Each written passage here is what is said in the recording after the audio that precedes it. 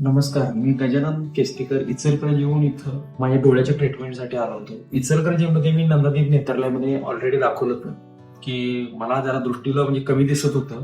Check वगैरे लिहिताना येत नव्हतं, म्हणजे अक्षरं पुढं पाठीमागं व्हायची.